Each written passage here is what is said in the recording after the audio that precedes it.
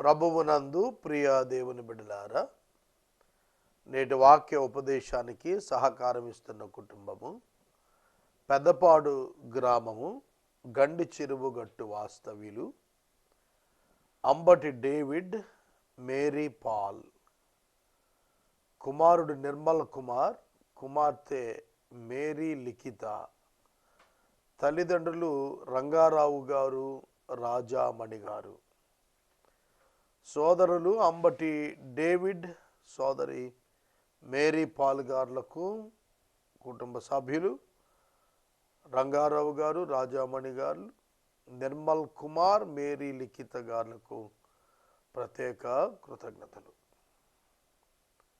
ప్రార్థన చేద్దాం. మమ్మను మిక్కిలిగా ప్రేమిస్తున్న తండ్రి, వందనాలు. అంబటి డేవిడ్ గారి కుటుంబ సభ్యులను ఆశీర్వదించము. మేరీ గారిని మీరు ఆశీర్వదించము. బిడ్డలను ప్రత్యేకంగా ఆశీర్వదించము. తల్లిదండ్రులను దీర్ఘాయుష్మంతులను చేయము. నేటి వాక్య ధ్యానం ద్వారా మాతో మాట్లాడము. ఎపిసోడ్ సహకారులు కావాలని ప్రభు విస్తృతంగా పంపించండి. యేసు నామమున ప్రార్థిస్తున్నాము తండ్రి, ఆమేన్. ప్రభువునందు ప్రియ దేవుని బిడ్డలారా, దయచేసి మీ పరిశుద్ధ బైబిల్ గ్రంథాన్ని తెరవండి. మార్కు సువార్త 8వ అధ్యాయము 31వ వచనం మీ ఎదుట ఉంచుకోండి. మార్కు 31, 33 మొదటి దినం ధ్యానించినాక మరలా రెండవ దినం కూడా కొన్ని మాటలు చూసాము. Who are against to Jesus? Who are going to plot for the death of Jesus? యేసుక్రీస్తుకు వ్యతిరేకులు ఎవరు? యేసుక్రీస్తును మట్టుబట్టాలనే ఆలోచన చేస్తున్న వారు ఎవరు? విచిత్రమైనటువంటి సంఘటన ఇది. ఎవరైతే ప్రజలకు నీతిని బోధిస్తారో,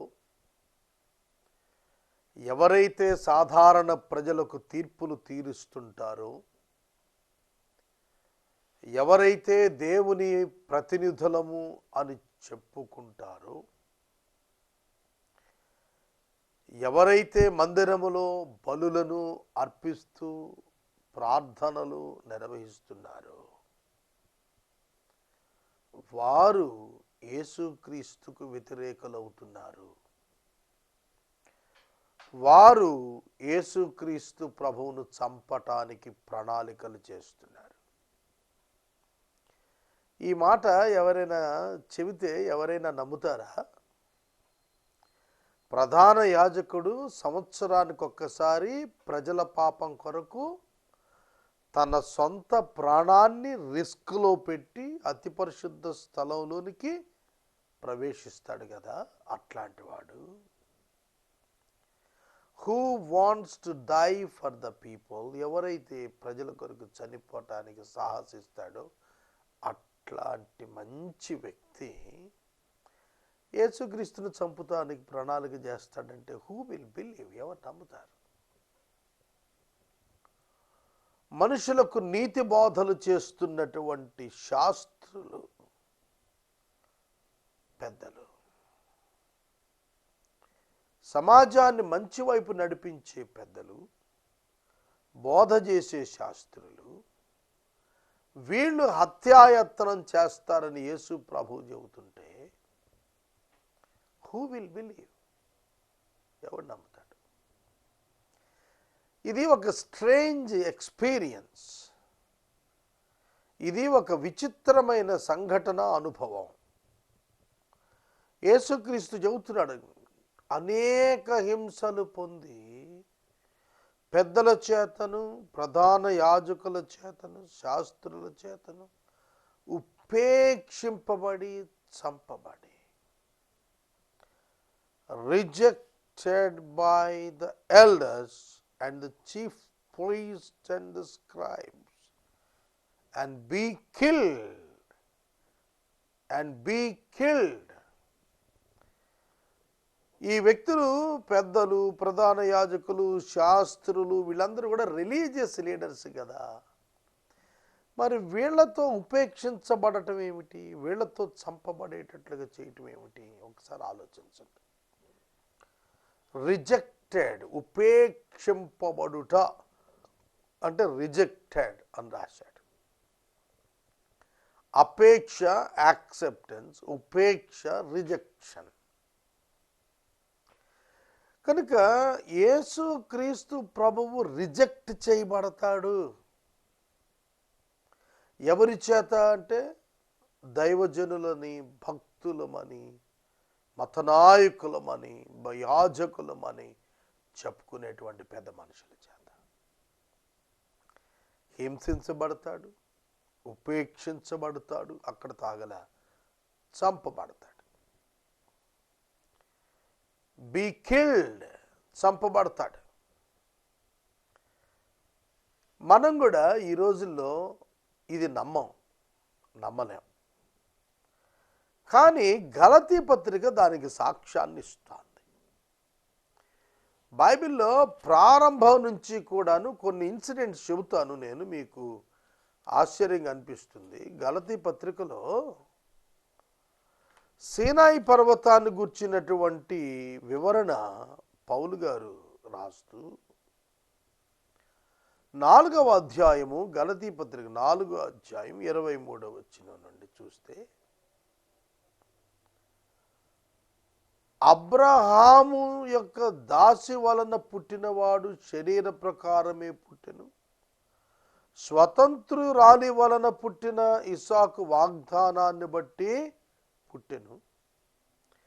మనము ఇస్సాకు వలె వాగ్దానాన్ని బట్టి పుట్టిన వారము. అప్పుడు శరీరమును బట్టి పుట్టిన ఇష్మాయేలు వాగ్దానాన్ని బట్టి పుట్టిన ఇస్సాకును ఏ విధంగా హింసించాడో ఇప్పుడు అదే జరుగుతుంది అన్నాడు. అప్పుడు శరీరమును బట్టి పుట్టినవాడు ఆత్మను బట్టి పుట్టిన వానిని ఎలాగున హింస పెట్టెనో ఇప్పుడును అలాగునే జరుగుచున్నది. ఇప్పుడును అలాగే జరుగుతున్నది. ప్రవచనాలు మాట్లాడుతున్నప్పుడు మీకు ఆశ్చర్యంగా అనిపిస్తుంది. 21వ శతాబ్దంలో సహితము మత నాయకులకును, మత సిద్ధాంతపు విశ్వాసులకును జరిగేటువంటి వైరాన్ని గురించి చెబుతాంది. ఆదాము హవ్వల కుమారులు కయ్యను, హేబెలు, ఓన్ బ్రదర్స్, సొంత అన్నదమ్ములు. తల్లిదండ్రులు కూడా ఎక్స్పెక్ట్ చేయరు కదా సొంత అన్న తమ్ముడు చంపేస్తాడంటే. కనుక అన్ఎక్స్పెక్టెడ్ పీపుల్, ఊహించని ప్రజలు. అసలు మనం అనుకోం వీళ్ళు ఇలా చేస్తారని, అట్లాంటి వారు. కానీ వాక్యం చెబుతోంది వాళ్ళ ద్వారానే జరిగింది. హేబేలు హత్య కయ్యను ద్వారానే జరిగింది. ఒక తండ్రికి పుట్టినవారు అమ్నోను, అబ్షాలోములు తల్లులు వేరు. కానీ అబ్షాలోము అమ్నోనును చంపేశాడు.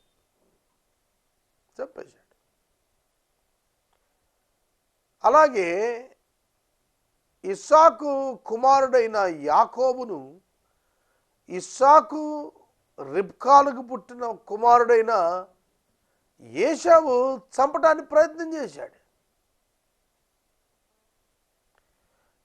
గమనించండి, సహోదరుడు ప్రొటెక్ట్ చేయాల్సిన వాడు చంపే యత్నం చేశాడు, అందుకే పారిపోయాడు యాకోబు. అలాగే యాకోబు యొక్క 11వ కుమారుడైన యోసేపును పైన ఉన్న 10 మంది అన్నలు కొట్టారు, గోతులో తోసేశారు, అమ్మేశారు. అది వాళ్ళు చేస్తారని ఎవడని అనుకుంటాడా? సొంత తండ్రే ఎక్స్పెక్ట్ చేయలేదు వీళ్ళే చేస్తుంటారు ఈ ఘోరం, దీన్ని నాకు వేరేగా స్టోరీ చెబుతున్నారని తండ్రి కూడా అనుకోలే. 22 సంవత్సరాలు ఏడ్చాడు యాకోబు. యోసేపుని గురించి దుఃఖ నివారణ పొందలేకపోయాడు. వీళ్ళు ఇలా చేస్తారని అనుకోలేం. అలాగే యేసు ప్రభు దగ్గర కూడాను హేబేలు దగ్గర కయ్యను ఎట్లాగో, యాకోబు దగ్గర ఏశావు ఎట్లాగో, అమ్నోను దగ్గర అబ్షాలోము ఎట్లాగో, యేసయ్య దగ్గర ఈ మత నాయకులు అట్లా అన్నమాట. ఆత్మ సంబంధమైనటువంటి వారిని శరీర సంబంధమైనటువంటి వారు హింస పెడతారు. There is a conflict between the real believers and the people who follows the religion. It's very dangerous. యేసుక్రీస్తు ప్రభువు కూడాను అపోస్తలులతో మాట్లాడుతున్నప్పుడు మీ కుటుంబంలోని వారే మిమ్మల్ని అప్పగించేస్తారన్నాడు. ఆశ్చర్యపడకండి. గ్రహిస్తున్నారా? కుటుంబంలో వారు విడిపించాల్సింది అప్పగించటం ఏమిటి? అంతే. సృష్టి ఆరంభం నుండి మొదటి నుండి కూడా మానవ జాతి యొక్క జీవితాల్లో ఇలాంటి సన్నివేశాలే కనిపిస్తున్నాయి. ఎవరు ఎక్స్పెక్ట్ చేయలేం వీడు ఇలాంటి పని చేస్తాడు అనేది. ఆఖరికి యేసు ప్రభువు యొక్క 12 మంది శిష్యుల్లో ఒకడేం చేశాడు? ఆయన్ని 30 వెండి నాణాలకు అమ్మేశాడు. ఎంత ద్రోహం! స్వామి ద్రోహం. సోదరుడా, సోదరి, మనం ఊహించం ఈ పెద్దల చేత ఇటువంటి దురాగతం జరుగుతుంది అని మనం ఊహించం. కానీ దేవునికి సమస్తం తెలుసును. అందుకే ఆయన ఇక్కడ చెబుతున్నాడు, అనేక హింసలు పొందుతాడు మనిషి కుమారుడు. యేసుక్రీస్తు ప్రభువు హింసలు పొందుతాడనేది మనకు యేసు బాలుడుగా ఉండగానే సుమియోను మరియతో చెబుతూ, అమ్మా నీ హృదయములో నుండి ఒక ఖడ్గం దూసుకుని పోతుంది, తట్టుకోమన్నాడు. యేసు తల్లి యేసు జననం మొదలుకొని పునరుద్ధానం వరకు ఏకైక సాక్షి. Only one total witness. పుట్టినప్పటి నుంచి తెలుసు యేసు చనిపోయి పునరుద్ధానుడై ఆరోహణుడయ్యే వరకు ఆవిడ witness, single witness. Such a great single witness from the point of his birth to the point of his ascension. ఆయన ఆరోహణం అవటం వరకు పుట్టినది మొదలుకొని direct witness and only total witness mother Mary. కనుక మనం చూస్తున్నప్పుడు ఉపేక్షించబడి చంపబడతాడు యేసుక్రీస్తు. Rejected by people and be killed by great men of God, so called great men of God. చాలామంది అనుకుంటారు దైవజనులు వీళ్ళు అబద్ధం ఆడరు, దైవజనులు వీళ్ళు పగబట్టరు, దైవజనులు వీరు క్షమిస్తారు, దైవజనులు సాఫ్ట్గా ఉంటారని చాలామంది అనుకుంటారు. అలా ఏం ఉండక్కర్లా. చాలామంది అలా ఉండరండి. సాక్ష్యం కోల్పోయిన దైవ సేవకులు చాలామంది ఉన్నారు. తర్వాత ఈ వచనాల్లో మనం 3 దినములైన తరువాత అతడు లేచుట అగత్యం. యేసు లేచుట అగత్యం అంటే తప్పదు, అనివార్యము, తప్పదు. దానికి ముందు చెబుతున్నాడు, ఈ మాటలు యేసు బహిరంగంగా చెప్పాడు. యేసు ఈ మాటలు బహిరంగంగా వారికి బోధింపనారంభించాడు. It's a public debate about the death of Christ. తరువాత మరొక మాట ఏమిటంటే, పేతురు యేసు చేతిని పట్టుకొని ఆయనను గద్దిస్తున్నాడు. బహిరంగంగా యేసు తన మరణాన్ని గుర్చిన విషయాలు మాట్లాడుతుంటే పేతురుకు అది నచ్చల. పేతురు దాన్ని ఒప్పుకోలేకపోతున్నాడు. పేతురు యేసు హింసించబడటం కానీ, ఉపేక్షించబడటం కానీ, చంపబడటం కానీ ఆయనకు రుచించల ఆ మాటలు. చాలా సందర్భాల్లో మనకు దేవుని వాక్యము నుండి మన చిత్తమునకు వ్యతిరేకమైన పదములు వినపడినప్పుడు మనం కూడా దాన్ని అడ్మిట్ చేయలేం, దాన్ని ఒప్పుకోలేం. మనం పేతురుకు చక్కటి ప్రతినిధులం అవుతాం మనం అక్కడ. పేతురు చాలా ఓపెన్గా మాట్లాడుతున్నాడు. ఇది నీకు దూరం కావాలి, ఇది నీకు జరగకూడదు, నువ్వు హింస పొందకూడదు, నువ్వు తృణీకరించబడకూడదు, నువ్వు చంపబడకూడదని ఆయన అంతరంగం. ఇక్కడ పేతురు యొక్క శరీర సంబంధమైనటువంటి ప్రేమ యేసు పట్ల ఆపరేట్ అవుతోంది. అందుకే ఈ మాట పలికాడు అతడు. పేతురు మాట దేవునికి అభ్యంతరము. It may be favourable for Jesus, but it is against to the will of Jesus. పైకి యేసుకు ఫేవరబుల్ వచనంలాగా అనిపించవచ్చు, కానీ యేసుకు అలాంటి మాటలు ఇష్టం లేదు. యేసు ఈ లోకానికి వచ్చినదే ప్రాణం పెట్టడానికి. యేసు ఈ లోకానికి వచ్చినదే ప్రాణం పెట్టడానికి, పాపాన్ని తొలగించటానికి, పాపాన్ని నశింపచేయటానికి, అపవాదిని జయించటానికి యేసు తన స్వరక్తాన్ని ఇవ్వాలి. యేసు తన స్వరక్తాన్ని ఇవ్వాలి.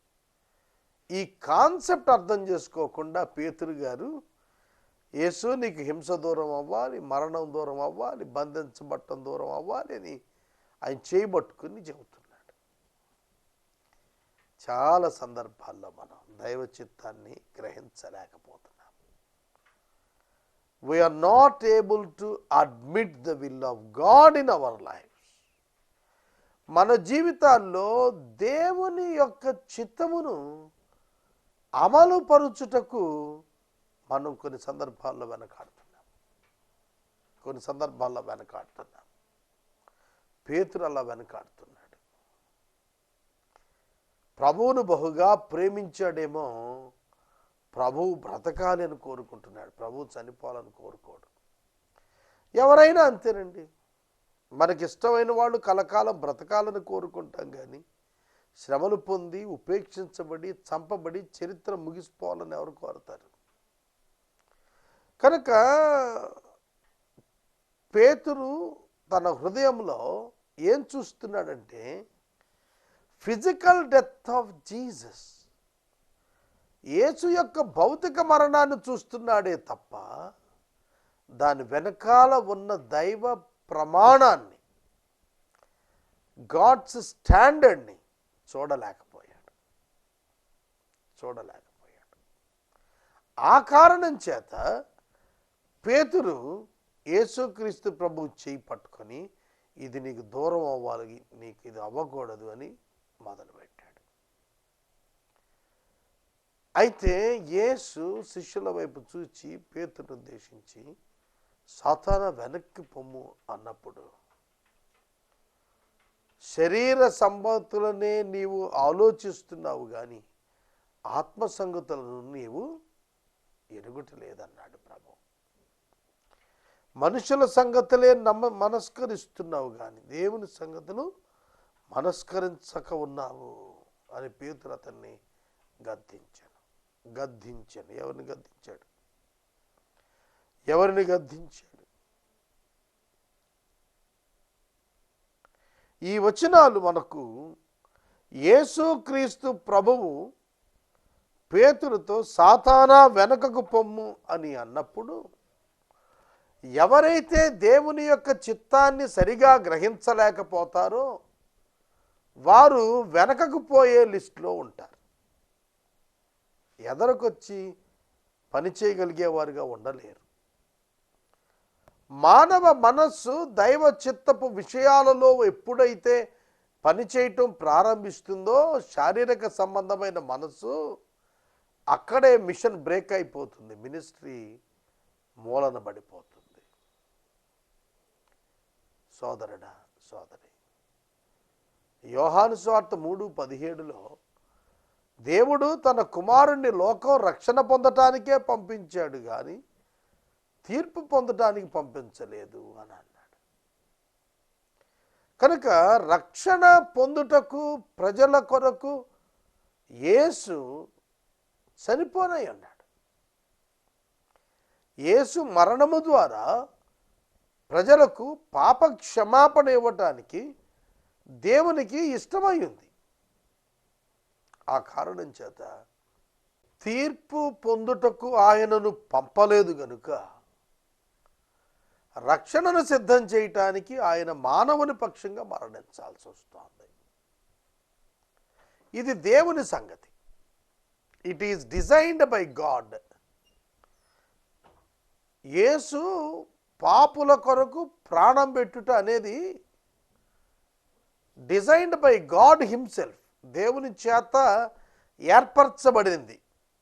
కానీ దీన్ని అర్థం చేసుకోకుండా పేతురు ఇది నీకు దూరం అవ్వాలి, ఇది జరగకూడదని కోరుకుంటున్నాడు. ఒక మాట చెబుతాను వినండి, బైబిల్లో నుండి చెబుతాను, బయట నుంచి కూడా చెబుతాను. ఇర్మియా భక్తుడు క్రీస్తు పూర్వం ఆయన చెరకు బబులోనుకు వెళ్ళక పూర్వం నివసించాడు. క్రీస్తు పూర్వం 586 వారు పూర్తిగా చెరకెళ్ళింది. క్రీస్తు పూర్వం 610 ఫస్ట్ ఎక్సైల్ వెళ్ళారు. క్రీస్తు పూర్వం 600లో సెకండ్ గ్రూప్ వెళ్ళారు. మందిరం పడగొట్టబడింది క్రీస్తు పూర్వం 586. ఆ 25 సంవత్సరాలు 50 సంవత్సరాలు నిడివిలో ఇర్మియా ప్రకటన చేస్తున్నాడు. ఏమనో తెలుసా? యూదా వారలారా, మీ సోదరులు ఇప్పటికే అష్షూరునకు ఇజ్రాయేలు 10 గోత్రాల వారు చెరకు పంపించబడ్డారు. మీరు కూడా బబులోనుకు చెరకు పంపించబడతారు. విశ్రాంతి దినాలను మీరిన కారణాన భూమికి విశ్రాంతినివ్వటానికి, దేశానికి విశ్రాంతినివ్వటానికి దేవుడు మిమ్మల్ని చెరకు పంపిస్తాడు. కాబట్టి మీరు బబులోను చక్రవర్తికి లోబడి వెళ్ళిపోండి అని చెప్పాడు. రాజైన సిద్కియా కాలంలో చాలా గొడవ వచ్చింది. ఇర్మియా ఇట్టా అంటున్నాడు, ఏం ప్రవక్త, దేవుడు కాపాడతాడని చెప్పాలి, దేవుని ప్రజల వాగ్దానాలు నెరవేరుతాయని చెప్పాలి, నిబంధన ప్రకారం చేస్తాడని చెప్పాలి. కానీ ఇదేమిటి ఈయన ఇట్లా మాట్లాడుతున్నాడు అనుకున్నారే కానీ అది కూడా వాక్యం ప్రకారమే మాట్లాడుతున్నాడని ఎవరు అనుకోలే. దేవుడు యెహోషువతో చెప్పాడు, మోషేతో కూడా చెప్పాడు, జనులు గనుక నాకు వినకపోతే దేశం నుండి వెళ్ళగొడతానని. అలాగే సొలొమోను దేవాలయాన్ని నిర్మాణం చేసినప్పుడు కూడా సొలొమోను కూడా చెప్పాడు, ఈ స్థలంలో నుండి నేను మిమ్మల్ని వెళ్ళగొడతాను, మీరు నా మాట వినకపోతే మందిరాన్ని పాడు చేస్తానన్నాడు. దేవుడే స్వయంగా చెప్పాడు, మందిరాన్ని నేనే పాడు చేస్తాను, విడిచిపెట్టేస్తా అన్నాడు. అట్లాంటి వాక్యాన్ని పట్టించుకోకుండా కేవలం బ్లెస్సింగ్స్, కేవలం ప్రామిసెస్ మీదే దృష్టి పెట్టారు. మనం ఏం చేసినా దేవుడు ఏం మాట్లాడన్నట్టుగా భావిస్తున్నారు యోధావారు. అప్పుడు ఇర్మియా లేచి చెప్పాడు, దేవుడు మిమ్మల్ని బబులోను పంపిస్తానంటున్నాడు, మీరు అక్కడ అభివృద్ధి చెందుతారు, అక్కడికి వెళ్ళిపోండి అని అంటే కోపగించుకున్నారు, ఇర్మియాను గాయపరిచారు. సహోదరుడే సహోదరి, నిజమే, దేవుని క్రియలు మనం మాట్లాడితే వింతగానే ఉంటుంది. నేను ఒక స్టేట్మెంట్ వాడాను కదా, true Christian and religious Christians మధ్య తగు వస్తుంది అన్నాను నేను. దానికి బేసిస్ బైబిల్లో కూడా నేను ఒకటి మీకు చూపించాను. అది కాంట్రడిక్టరీగా చాలామంది భావించే అవకాశం ఉంది. ఇదేమిటండి, క్రైస్తవులకి ఎందుకు తేడా వస్తుంది? నిజ క్రైస్తవ్యం, బైబిల్ వాల్యూస్ని వదిలేసి అన్యులలో ఒక మతం వంటి క్రైస్తవ్యం స్థాపించటం దేవునికి ఇష్టమా? దీనికి ఉదాహరణ బైబిల్లో చెబుతాను నేను. ఏమిటో తెలుసా? దేవుడు న్యాయాధిపతుల ద్వారా ఇశ్రాయేలీయులను పాలిస్తూ అంటే ఇశ్రాయేలీయులు సమూయేలు దగ్గరికి వెళ్ళి, సమూయేలు గారు మాకు అన్యుల వలె ఒక రాజునివ్వండి అని అడిగారు. దేవుని పాలన వద్దు, మనుషుల పాలన కావాలని కోరుకున్నారు వాళ్ళు. సమూయేలు ఏడుస్తూ దేవుడి దగ్గరికి వెళ్ళాడు, దేవా వీళ్ళు ఇట్లా అంటున్నారని. సమూయేలు, వాళ్ళు నిన్ను కాదయ్యా విసర్జించింది, నన్ను విసర్జించారు. గివ్ దెమ్ ద కింగ్ సాల్, సౌలును రాజుగా ఇచ్చేసే వాళ్ళకి. అర్థమవుతుందా? కనుక ఒక మనుషులు తమ చిత్త ప్రకారం చేయాలనుకుంటారు, కానీ దేవుని చిత్తం మరొకటి ఉంటుంది. అలాగే మోషే సీనాయి పర్వతం మీద 40 రోజులు వెళ్ళినప్పుడు అహరోను దగ్గరికి ఇశ్రాయేలు పెద్దలు వచ్చి, మోషే ఏమైపోయాడో మాకు తెలియదు, నువ్వు మా కోసం యెహోవా దేవుడిని చేసేయమన్నారు. ఎట్టా? అక్కడ సీనాయి పర్వతం మీద మొట్టమొదటి ఆజ్ఞ దేవుడు అంటున్నాడు, నేను తప్ప వేరొక దేవుడు ఉండకూడదు.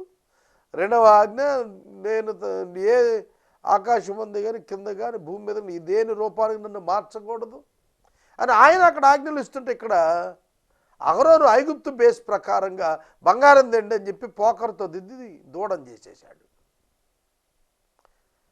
Human mind always wants to fulfil the religion, కానీ దైవ చిత్తం వేరు. యేసు నీకేం కాకూడదు, యేసు నీకేం కాకూడదు, ఎంతసేపు ఇదే భజన. అందుకే ప్రభునాడు, అపవాది అంటే సాతాన్ అంటే మై ఎనిమి, నువ్వు నా శత్రువులా మాట్లాడుతున్నా.